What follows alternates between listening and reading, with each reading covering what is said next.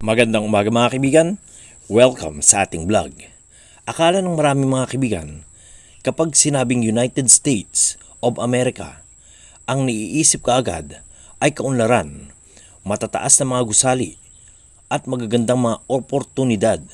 Pero alam niyo ba mga kaibigan, na sa kabila ng lahat ng ito, milyon-milyon pa rin ang nakakaranas ng homelessness sa Amerika o yung pagiging walang tahanan o walang bahay. Ang homelessness mga kaibigan ay kalagayan ng mga taong walang permanenteng tirahan. Sila ay natutulog sa mga lansangan, sa mga pansamantalang shelter, sa mga sasakyan o kaya nakatira lamang kung saan-saan. Ano nga ba ang kalagayan ng mga homeless na tao sa Amerika? Sa United States of America mga kaibigan, libu-libong mga pamilya, mga veteranong matatanda at maging mga bata ang nakakaranas ng kawalan ng tahanan. Mas kapansin-pansin ito sa malalaking lungsod tulad ng Los Angeles, New York, San Francisco at Seattle. Ano nga ba ang dahilan ng homelessness sa Amerika? Narito ang ilang pangunahing dahilan ng homelessness sa US. Mahal ang pabahay at kakulangan ng affordable housing sa Amerika. Ikalawa, kawalan ng trabaho o mababang sahod. Ikatlo, mental health issues at kakulangan ng access sa serbisyong pangkalusugan. Ikaapat, pagkalulong sa droga at alak.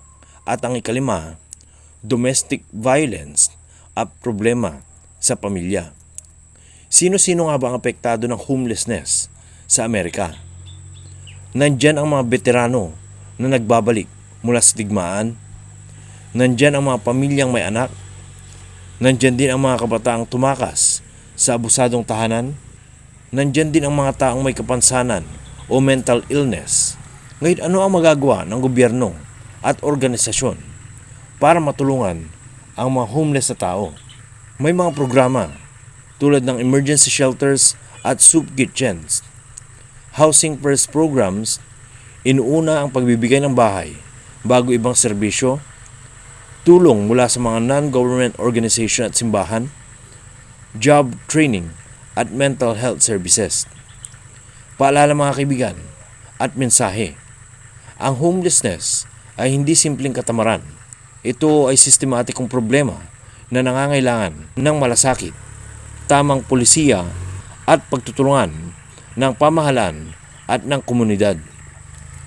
Sa isang bansa mga kaibigan na kilala bilang land of opportunity, hindi dapat natutulog sa lansangan ang mga tao.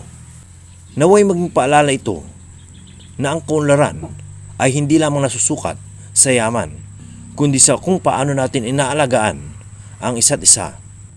So hanggang dyan na lang ang ating video mga kaibigan. Kung nagustuhan ninyo ang ating vlog, huwag sana kalimutang mag-like, mag-share, at mag-subscribe sa ating channel. Salamat mga kaibigan, hanggang sa susunod na vlog. Hanggang dito na lang, and as always, have a nice day, everyone.